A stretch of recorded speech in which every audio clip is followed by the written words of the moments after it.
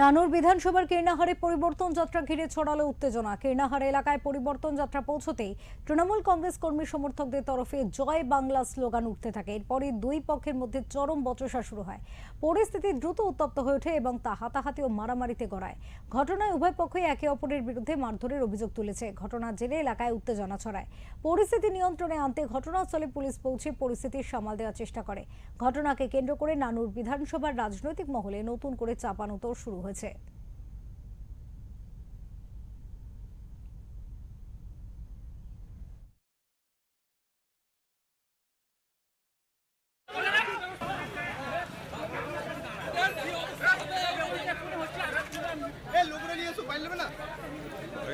লোগোটা আমি গাড়িটা আগে ছেড়ে দিয়েছি রে। লোগো লিয়ে না কই লোগো লিয়ে ওই দিক থেকে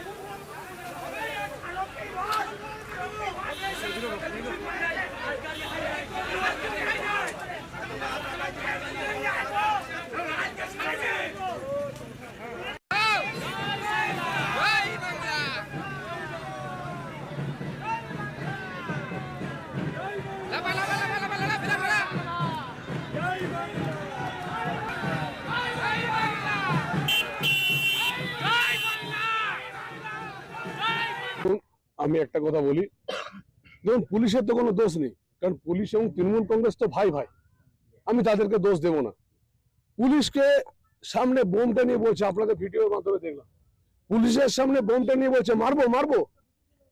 তাহলে আমার কথা হচ্ছে পশ্চিমবাংলার পুলিশ এবং তৃণমূল কংগ্রেস তারা সহোদর ভাই, তারা একসঙ্গে থাকবে। কিন্তু আমার কোশ্চেনটা হচ্ছে বীরভূমে যে কেন্দ্রীয় বাহিনী এসেছে তারা কি বাংলোতে ঘুমানোর জন্য এসছে? সেটার জন্য আমরা জানতে এসেছি, কারণ বীরভূমের পুলিশ সম্বন্ধে আমাদের কোনো রাগ নেই, কারণ আমরা এটা সহ্য করে নিয়েছি। পশ্চিমবাংলার পুলিশ এবং তৃণমূল কংগ্রেস একে অপরের সহায়ক। পশ্চিমবাংলার পুলিশই যেমন ওই বোমটা হয়তো সাপ্লাই দিয়েছে। যেভাবে আমাদের অফিস ভাঙচুর করেছে, চোখে দেখা যায় না, বড়বাবু এবং প্রশাসন চোখে দাঁড়িয়ে দাঁড়িয়ে দেখেছে। হ্যাঁ, আমরা এইভাবে নির্যাতন সহ্য করবো না। কেন কিন্নার শান্তপ্রিয় জায়গাকে উত্তপ্ত করতে চলে এসছে? হ্যাঁ, চোখের সামনে পুলিশের সামনে আমাদের পার্টি অফিস ভাঙচুর করা হলো। হ্যাঁ, ঘরে ঢুকতে পর্যন্ত যাচ্ছিল। কেন কেন হলো? এটাকে জবাব চাই প্রশাসনকে পরবর্তী জবাব দিতে হবে। আমরা 1 ইঞ্চিও মাটি ছাড়বো না। কারা ভাঙচুর করেছে? বিজেপি ছেলেরা 300 ছেলে এসে এখানে বিজেপি ছেলে এসে অফিস ভাঙচুর করলো, চেয়ার ভাঙচুর করলো। কেন করলো তারা? প্রশাসন থাকাকালীন কেন করেছে? জবাব চাই।